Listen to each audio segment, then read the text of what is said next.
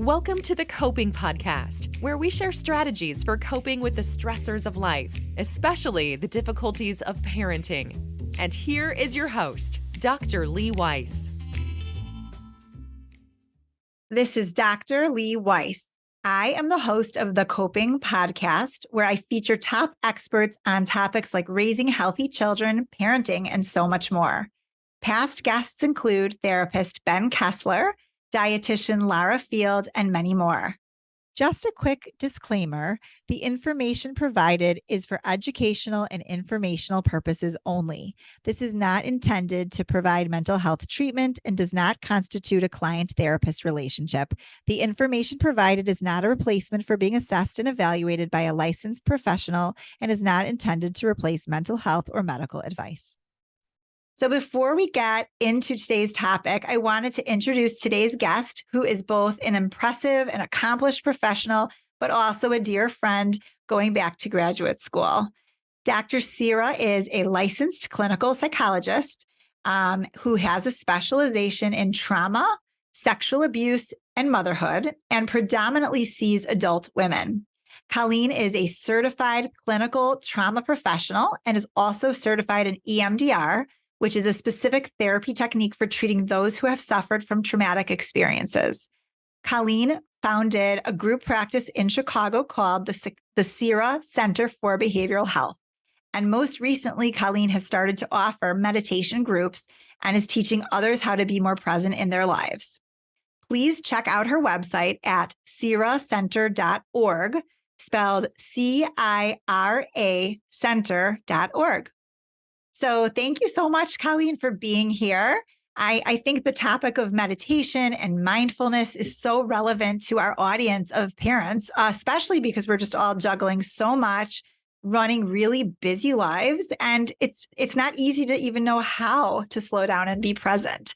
So I'm really happy you're here and just wanted to see if you could start by telling us a little bit about why it is so important to be learning about mindfulness practices and meditation, and what are some of the benefits of this work?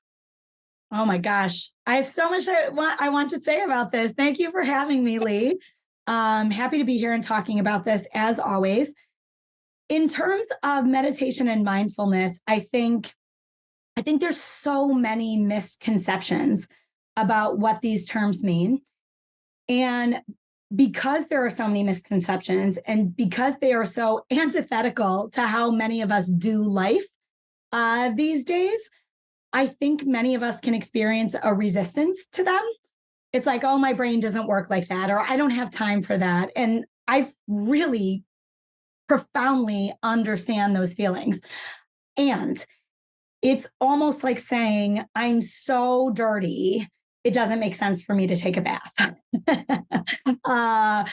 It's exactly because we are so busy and so cluttered, our spaces, our minds, our lives. That is exactly why these practices are so imperative. But many of us will experience quite a bit of internal resistance probably along the way.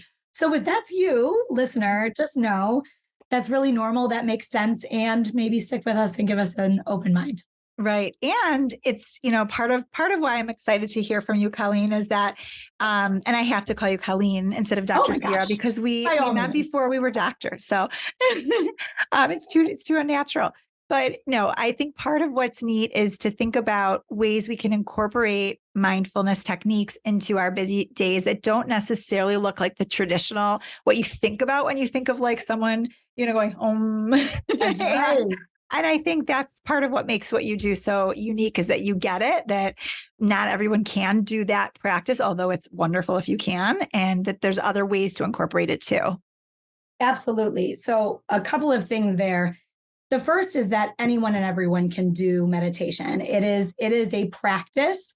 And so it doesn't mean that it will not be frustrating at times along the way, but anyone is capable of doing this. And the second thing, though, to your point, Lee, is that I think it's helpful, instead of thinking about maybe meditation as this thing where we sit in silence and our brains are empty and quiet and still for very long periods of time, that we maybe think more about meditative moments, moments throughout our day that encapsulate what meditation is, which is present moment awareness with an intention of what we want to focus on. That's all meditation is. But we can bring that lens into so many different things we do without having to do the Om moment for long periods of time, right? For sure. For sure. And what would you say are some benefits before we dive into how? Why is this so important to be present in our busy lives? I could honestly spend the majority of our time talking on this because the how to is really very, very simple, right? The how to you can get from a million places on the website. So let's talk about that. And I think the bigger hurdle is that we won't do this. We won't engage life in this way with present moment awareness and intention about what is getting our time, energy, thoughts, and feelings. We won't do this unless we understand the value in it and all of the things that get in the way, right? So I do think we need to focus on that in a big way.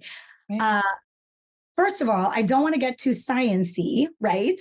But our nervous system is meant to keep us safe. It's meant to respond to threats in our environment, mobilize us for action if we need to fight it or run away, whatever it is, and then bring us back to homeostasis. We're supposed to live in this place of connection, joy, being present, and only visit moments of dysregulation, right?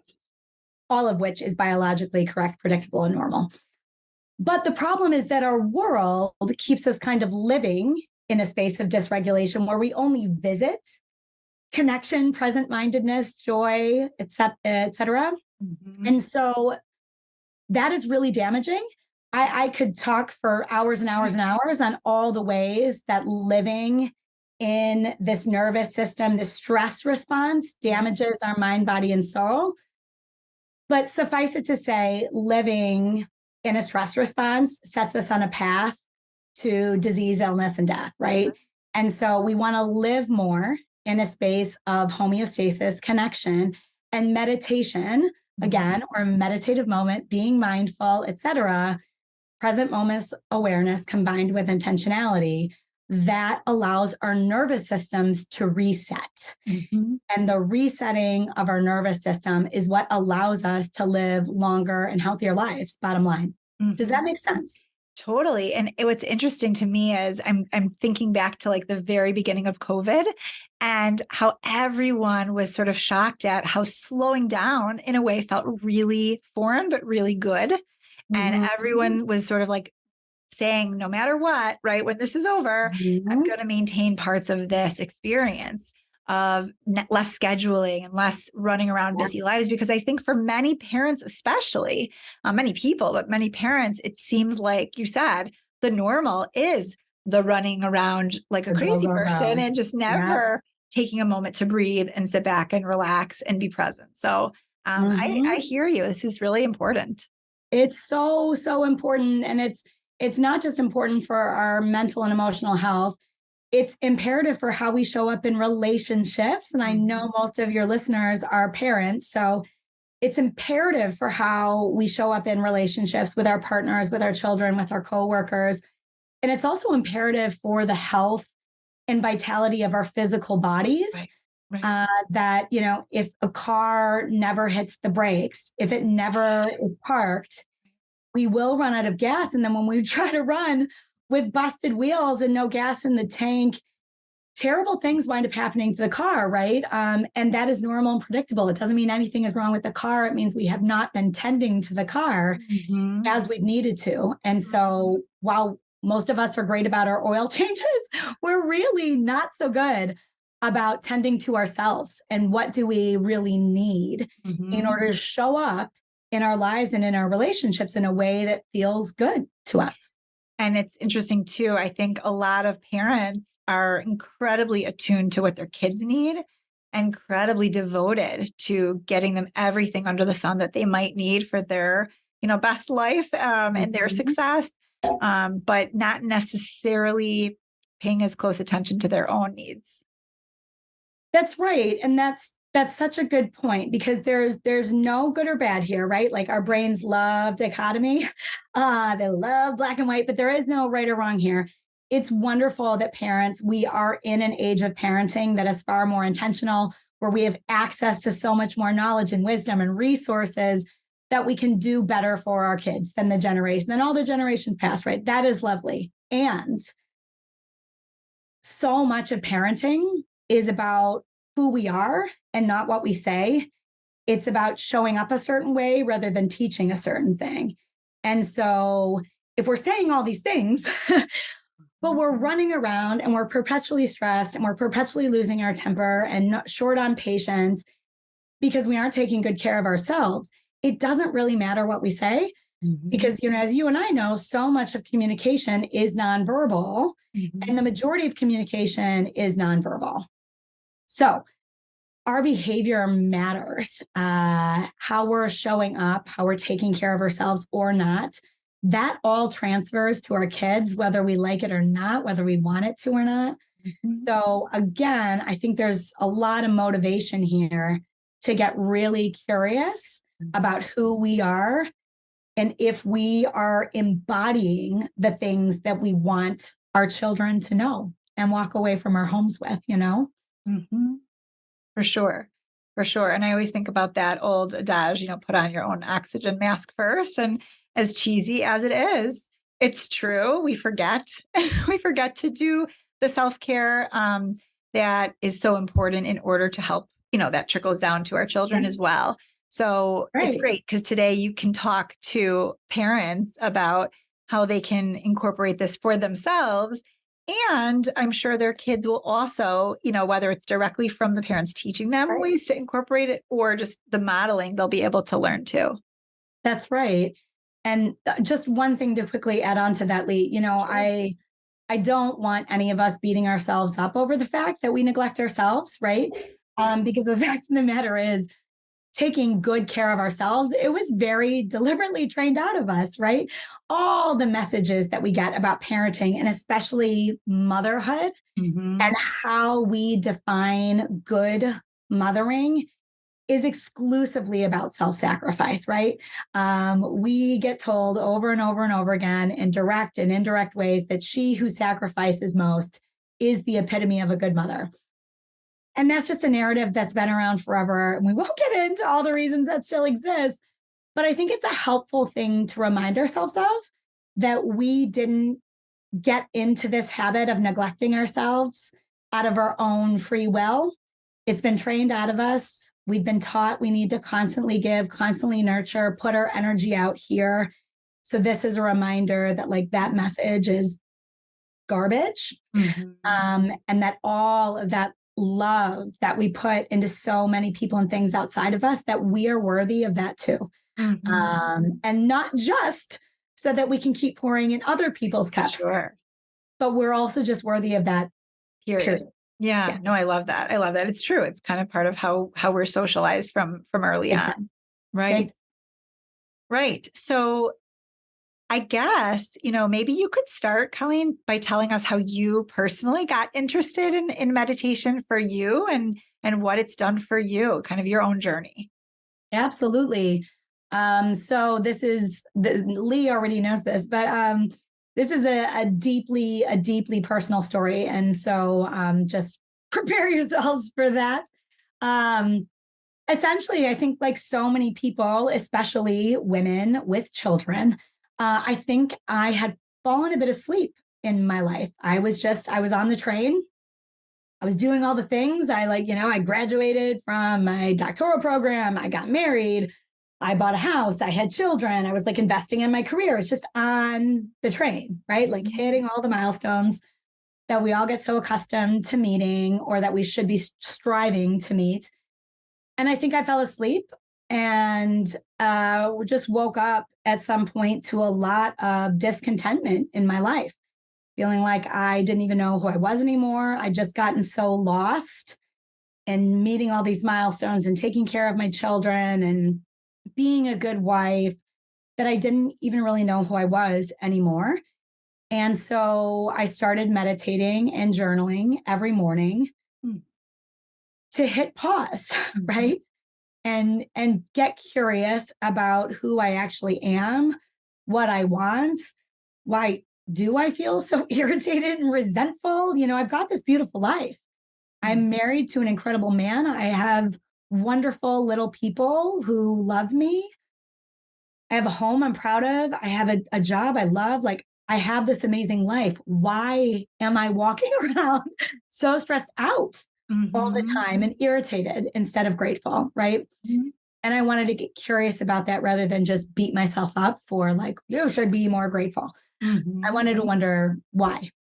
And so meditation continues to allow me to really get to know who I am. We all have, I think, an inner voice, an inner knowing.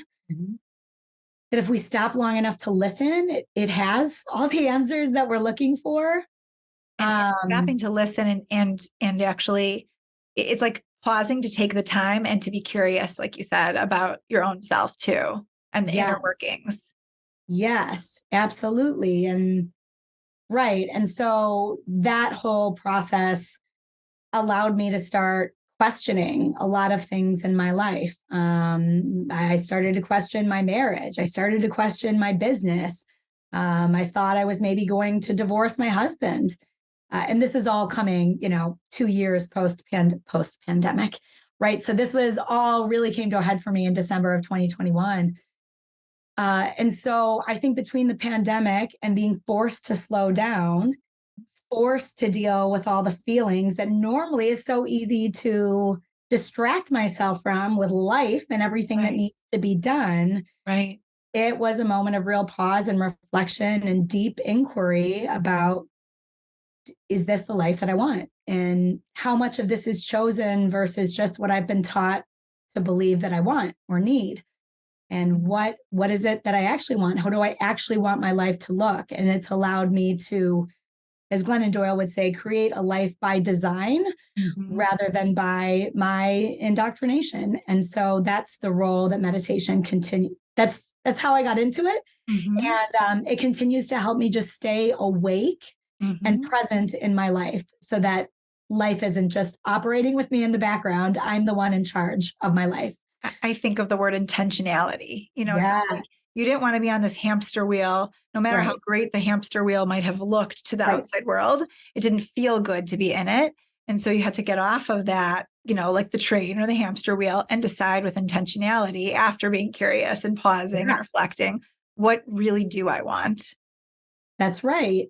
And I think one of the things that gets in the way for people in terms of meditation or just living life with these constant focuses of present awareness with intentionality is when you are present in your life, there's a lot of uncomfortable shit you have to deal with, right?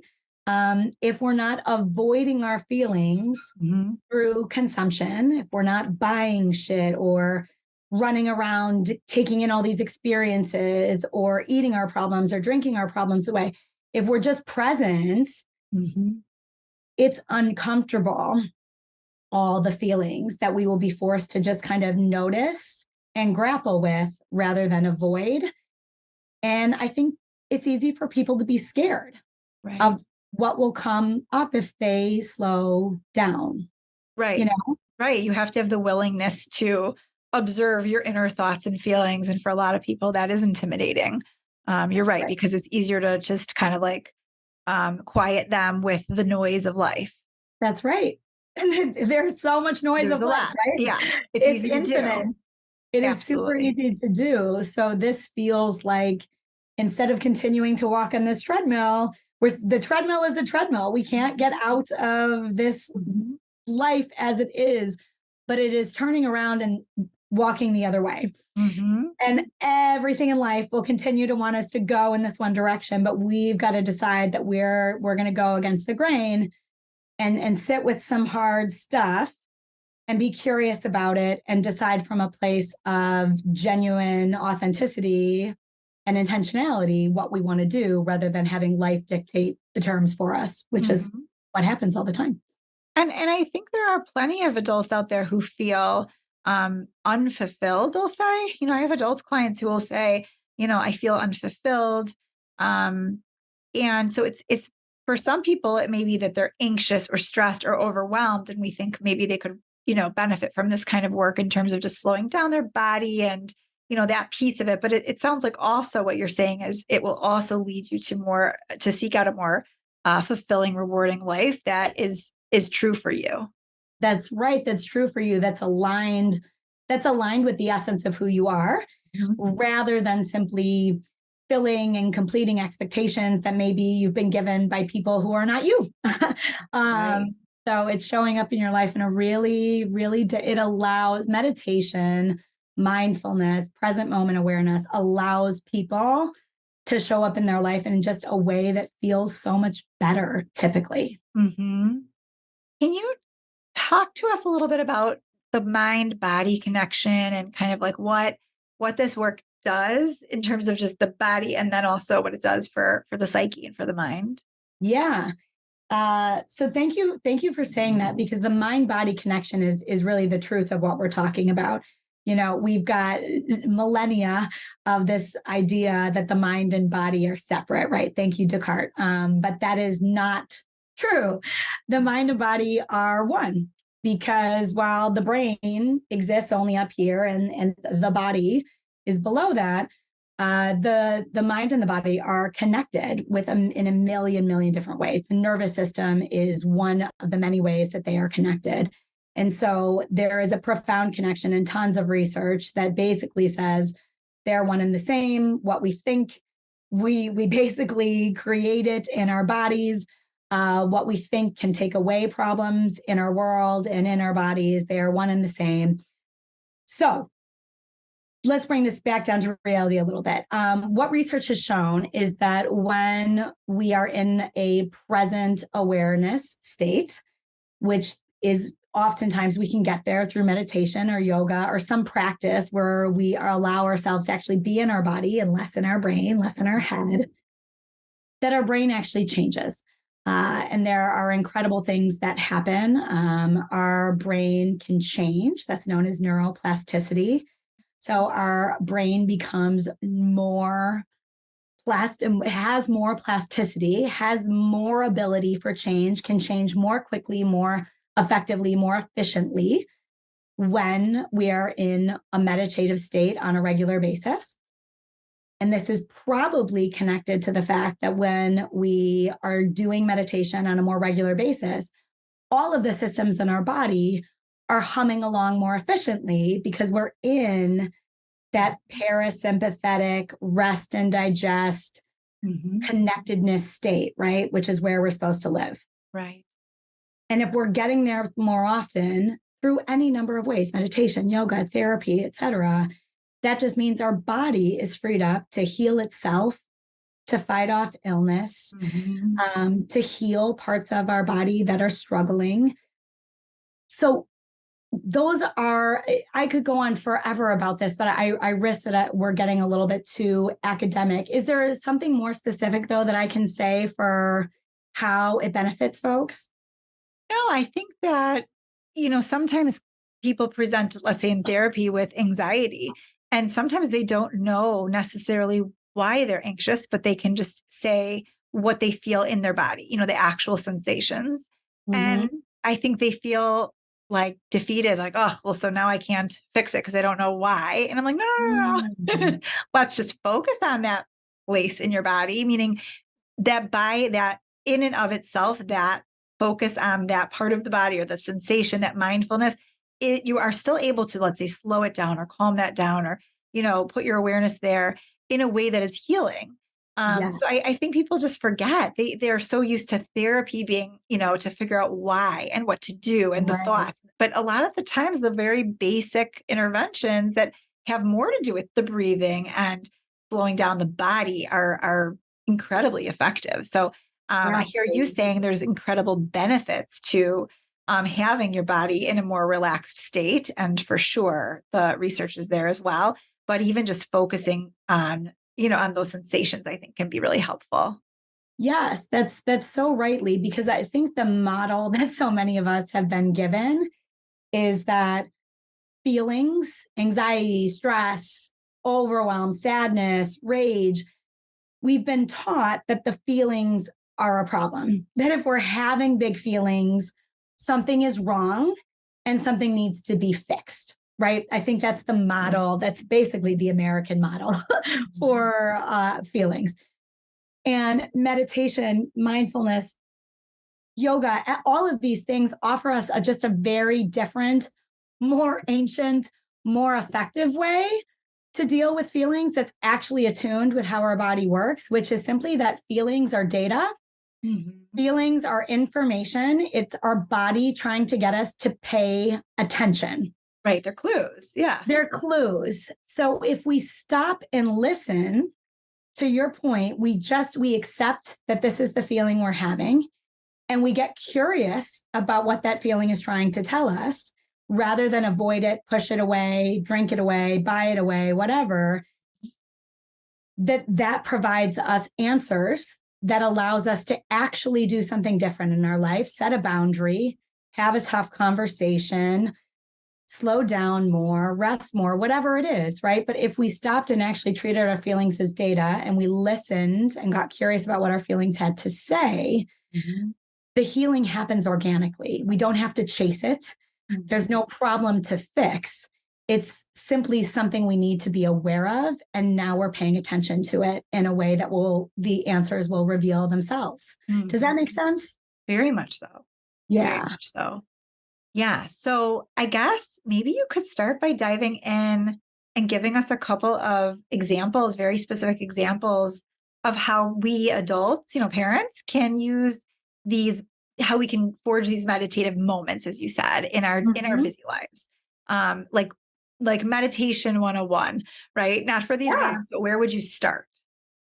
Absolutely. So I think, like almost everything, there's a spectrum here, right? And so if there are folks who are really interested in creating a meditation practice, this is really basic and simple. You don't have to do it for long. In fact, I would not advise you start with more than 3 to 5 minutes because it will feel new.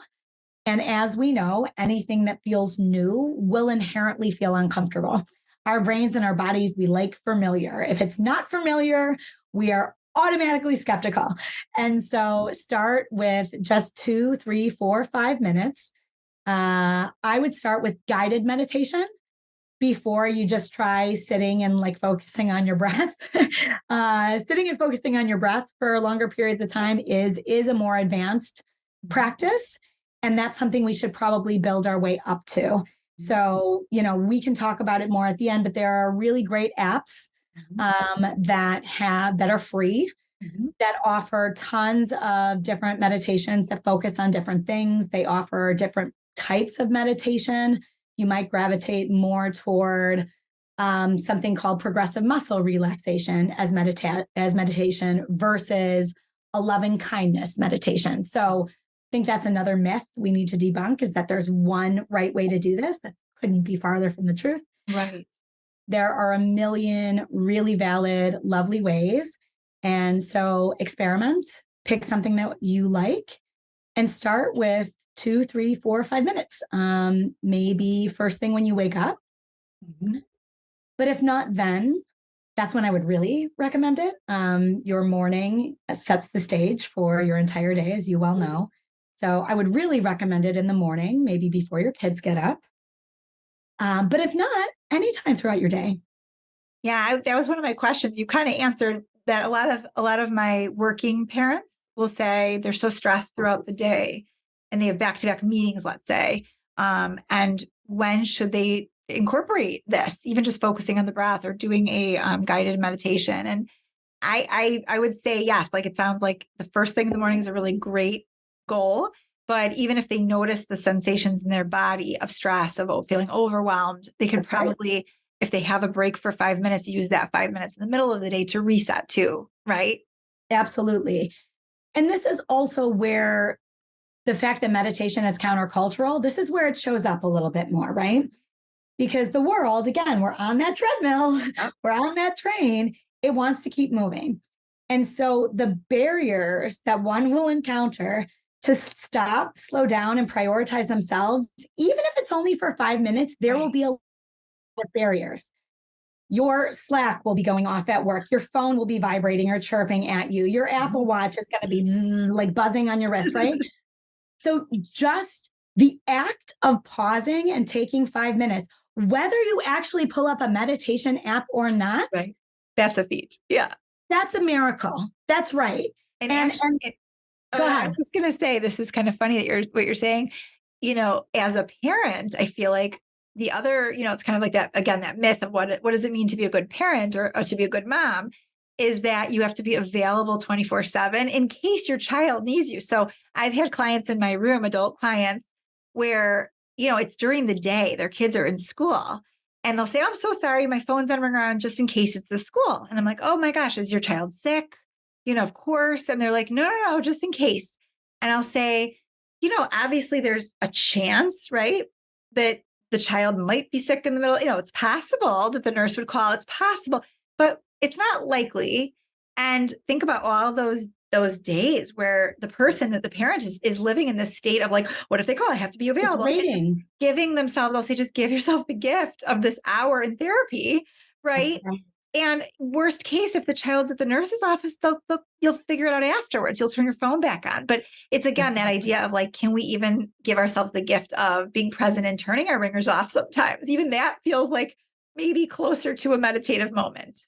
That is exactly right. So again,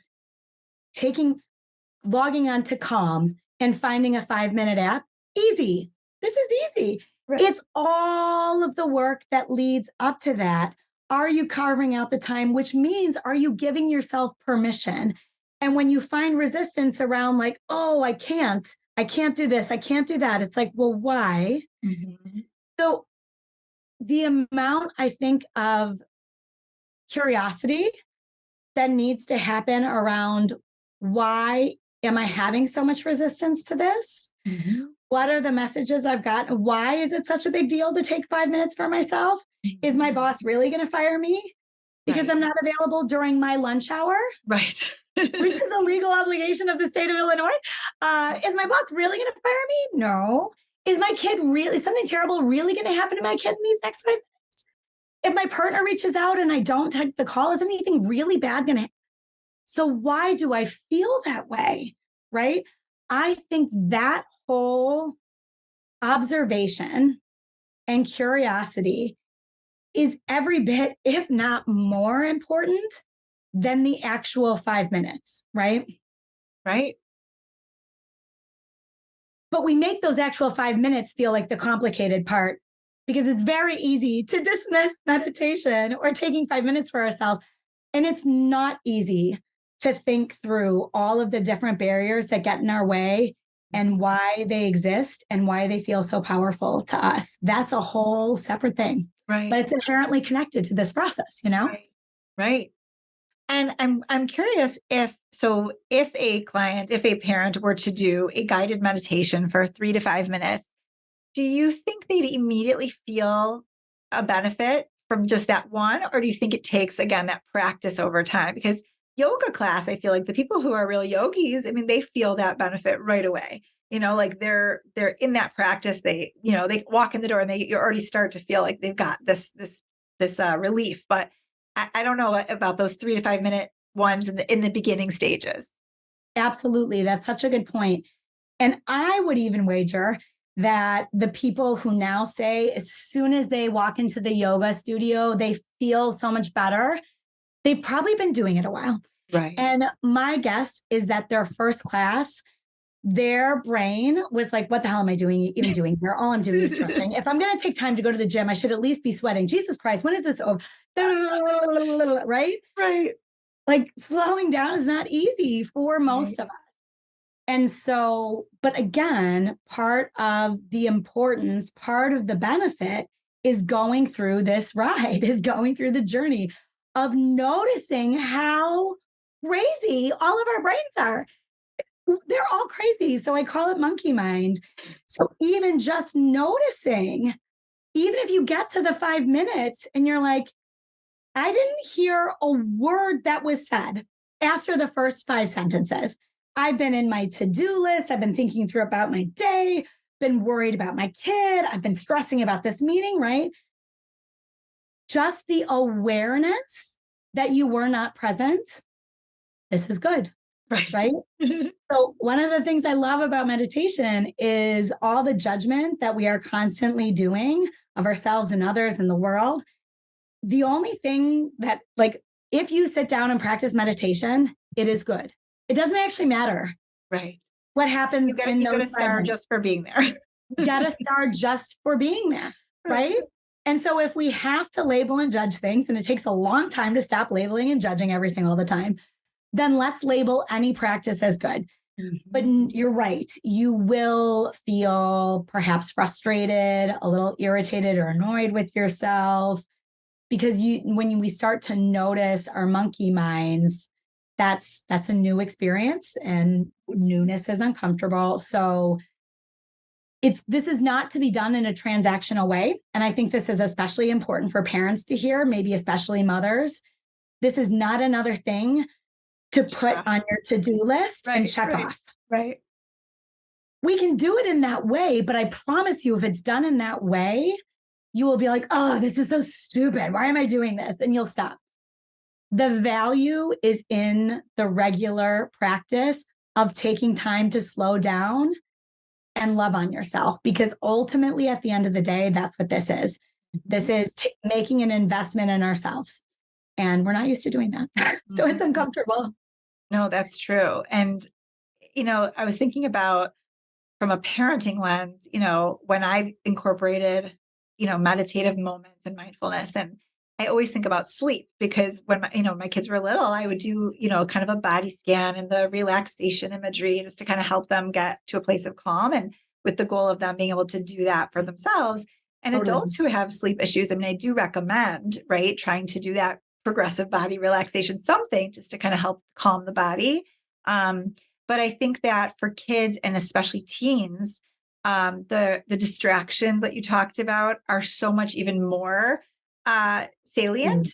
Like, they don't have a second, it seems like, without, Snapchat or this or that going off. And so I just think, like you said, modeling this, knowing how important it is, hopefully transmits to them too, because I think they're going to have even more of a challenge, truthfully, than our generation will, with slowing down. Absolutely. Kids do have special challenges these days, especially with technology, as you said. And so I think that is where we as parents, when we are embodying this, when our kids see us having a slow start to the morning, sitting outside on our porch, drinking coffee, not on our phone, right, just looking, just sitting there, the more that we carve out time for us, and our kids see us carving time out for us, they don't see us running from one thing to another like chickens with our heads cut off. Right. The more they see us carving out time, the more they will know that when they feel desperate for downtime, that you as their parent have given them permission to do that, that they will know that that doesn't mean that something's wrong with them, that they should be able to keep up with this pace. Right. Because they are seeing you do that. Right. And I think as parents, we can also help our kids with that, right? Because their brains are not fully formed.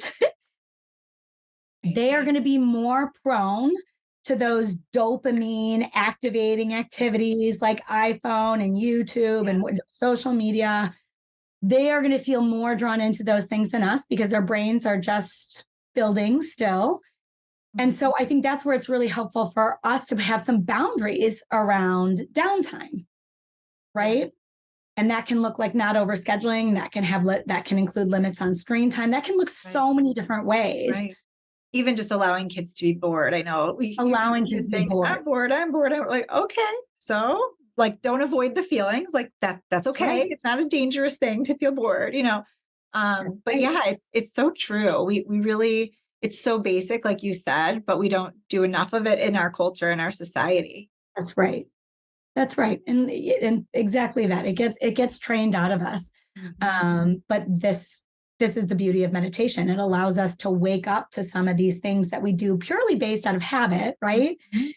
If I just did every morning, get out of the house before school routine, and every dinner time, bedtime routine, purely out of habit, totally asleep, I would be not great, right? Uh, it's only by slowing down and being really intentional about like, how do I want to show up tonight? How do I want to show up this morning? Mhm.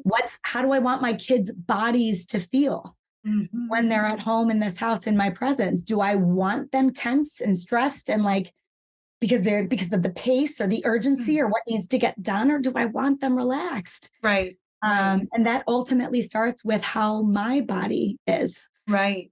Right. Well, and I would say even if you were in a really good state, of calm, but your child came in frenetic with the energy of the Right. school and the pace, that you could still offset that, just That's so right. meaning even if it wasn't you being like the tense one, we could get wrapped up in that tension very easily, or we could try to really purposefully slow down, almost like for self-preservation, That's right. and to then kind of help them with soothing and modeling. It's like that, you know, the symbiotic Yes. relationship, right? So, Co-regulation yeah, is a very co-regulation. real thing, right? Right, right, And we typically only talk about co-regulation when our children are babies, right, when we're talking about skin to skin and how our breath and our heart rate and all these things sync.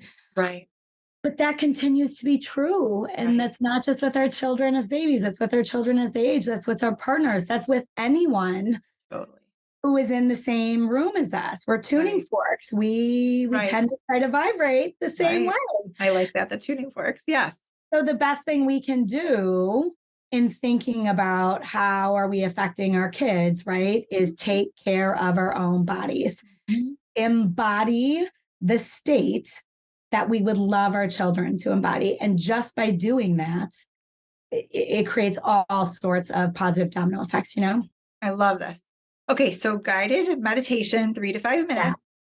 Tell Yeah. us more nuggets. What are some other things we can try in our busy lives? A cup of coffee. I'm reporting right away that I'm allowed to have my 5 minute cup of coffee that my family makes fun of that I have to have every morning, but I can do it in peace, and there's good reason for that in the research. Okay, keep them coming. What else? That's right. So on one end of the spectrum is a frequent or daily meditation practice, right? That's one end of the spectrum.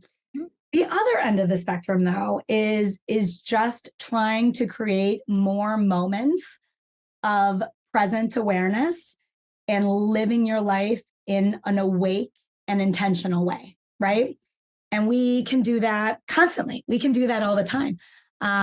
So there are some days where I need as much sleep as possible, and I'm waking up when my kids are waking up, right? And COVID has allowed us to live in a world where sometimes I don't have to go far, and all the things can get done in that 1 hour before school, and sometimes that just is. But more often than not, I'd like to get up a little bit earlier, right? So I can have my coffee in silence and solitude so that I can just sit there and maybe breathe for a minute and say, okay, where am I? How am I? Did I have a good night of sleep or a shitty night of sleep? Am I looking forward to my day or am I dreading it? Mhm. And what do I need? Right. What do I need to take good care of me? Because I'm not only taking good care of me, I'm also taking care of some people in this home who may or may not always be easy to people to take care of. And how do I want to show up for them, right? And I can only do that once I know where I'm at. Mhm. So I think meditative moments are any time that you're stopping and pausing to just be, to check in with yourself, to say, what kind of thoughts am I having right now? Are they joyful thoughts? Am I smelling the roses, or am I stressed out about something that's to come, or Mhm. sad about something that's already happened? Like what are the quality of my thoughts? Mhm. What's happening in my body? Do I feel like warm and loose and relaxed? Or am I scrunched up? Am I tight? Am I tense? Like awareness is, as you and I know as psychologists, awareness is half the battle. So anytime we take a moment to become aware of who we are in present space and time, that's a mindful moment. Right. And just that awareness, that does something to our nervous system in a positive way, right? Right. I'm thinking too about you're focusing on kind of focusing inward on the sensations, the feelings, the thoughts. But I'm thinking too, when someone does wake up and they're stressed or, going 10 steps into the future, that one of the techniques I really like is the five senses, just to kind of Yeah, like pick something. It could be look out the window, it could be something in your room, and to figure out, what does it look like? What does it smell like? If it's something in your mouth, what does it taste like? Um, hmm, what does it feel like? Just to ground yourself in the present moment as much as you can. And maybe absolutely. that's even easier than what you're describing, like a step before looking inward. Yeah, absolutely.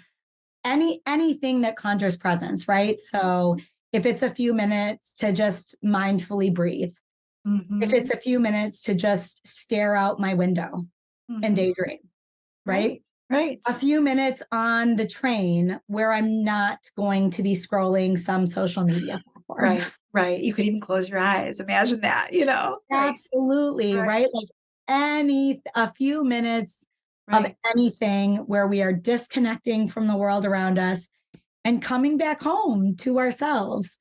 That's a meditative moment.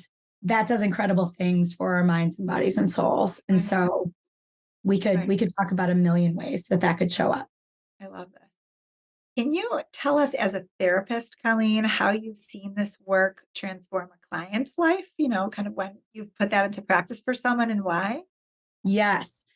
And I think these are great stories because I've worked with a couple of clients for a very, very, very long time, like a decade or more. Wow. And while we've talked about meditation or mindfulness forever, right? The resistance has been big, as it is for most of us.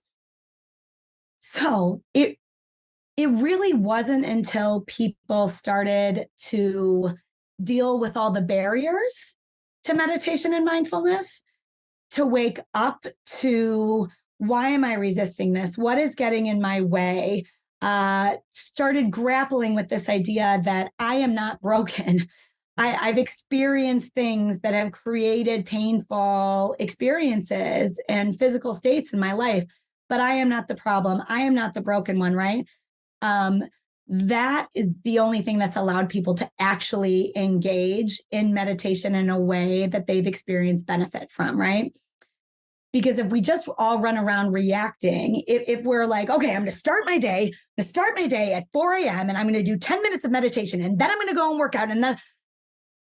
And like, it's all in this name of like, I'm going to have this incredible morning routine in the name of peace, but we're doing it from a place of compulsory action, right? Urgency, frantic. I'm broken. I have to fix me. I need all of these things outside of me to fix me. It's not going to happen. So, over the years, as they have started to get really curious about their feelings, that is what has allowed them to actually engage in meditation. Meditation is no longer so scary for them because they're understanding that their feelings are not symptoms of their brokenness. Their feelings are just part of their biology, their Mhm. trauma, their training. And now that they're really understanding that, they are engaging in meditation and yoga and journaling. And that practice combined with this like foundational knowledge of like, I am not the problem. There is nothing to fix here, folks. That combination, it's completely freeing up their whole lives. They are watching symptoms disappear that they've struggled, relentlessly against for decades. Um, they are experiencing more peace and happiness. They are less critical of themselves, which I think is kind of the root of so Right. many experiences of pain and suffering. They're being kinder to themselves. And are they being kinder to themselves because they had first noticed those critical thoughts? Like, would the awareness piece first? Is that what you mean? Yeah, I think they've always, I think, known for a long time that they've been really critical of themselves, but they believe they deserved it. Okay. And so, again, I think such a huge piece of a willingness to engage in this process of living more mindfully is this deconstructing this narrative of brokenness, that something is wrong with me, And when we do that alongside a practice of meditation or a practice of living in a more present awareness kind of way, I think that's all the good stuff right there, right? But if we're just engaging in meditation in this transactional way without deconstructing this narrative of brokenness that we get fed, that's where I just see a lot of resistance. But that combo has been really huge for people. And have you noticed either with yourself or with clients or friends that, once they start really to engage in this good habit, right, daily in this practice, that they almost like wouldn't not do it, the way that exercise almost feels addictive to people who really enjoy it once they get into it? Or is it something that feels like, ugh, I don't want to do it, and then it feels good when you're in it? I think it's a little bit, I think it's all of the above, right? But I think even here is this idea that if I matter, then my behavior will reflect that I matter. And so if I'm feeling really resistant to engaging in something that serves me, that supports this foundational belief that I matter, that makes me feel good, then that's simply that's data for me to get curious about in terms of like what's going on that I'm not willing to prioritize myself in this way, right? And it's not something that we need to approach with like discipline and like hard work. It's like, no, like release all of that. Right. And it's just like, so what's curiosity and love. Right. Yeah. I always think about like, what would your therapist say, and what would her tone look like? And like you said, with curiosity, love, support, but still kind of gently pushing that this is an important thing for you. Yeah. Then what's going on? And maybe I'm caught up on the hamster wheel again, and I didn't even know. Or maybe I'm caught up in anxiety about this hard thing my kid is dealing with. And I didn't even know it had like the treadmill like took me away. And now I'm aware. So now I'm going to turn back around and march the other direction. But it's just that constant fall asleep, wake up, fall asleep, wake back up. And so for you, Colleen, are you doing meditation in the mornings only? Do you do it before bed? What's kind of now that you're not a beginner anymore, where are you in terms of how often you end up doing it? I have an intention to do it every day because I know that that's what keeps me awake in my life. And being awake in my life is what keeps me feeling happy and grateful and joyful and here, right?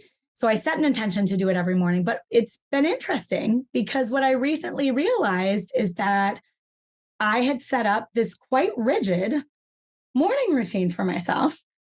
And, I'm going to read something that feels like a spiritual text to me. And then I'm going to meditate, and then I'm going to journal about what came up when I'm meditating. And all of that stuff was good. Like no judgment for myself. I needed all of those steps, and I needed all of that time for a long time in my life. But I don't think I do need all those steps and all that time right now, because it's become more a way of just doing life. And less of this thing that I like do here and now, And so I've just been trusting myself a little bit more that when I always try to meditate every morning, but if something is going on and I can't, or if I start and I'm like, I feel happy, I feel here, I feel grateful, my monkey mind is still, then I'm like, maybe I don't need to meditate for 20 minutes today.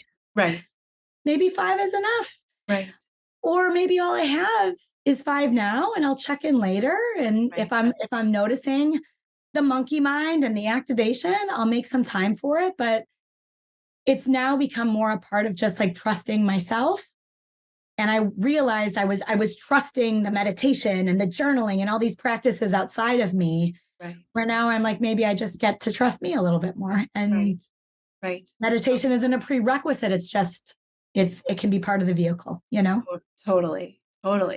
Okay. I have two more questions for you. Yeah. One is, Are you still taking members of your groups for meditation groups?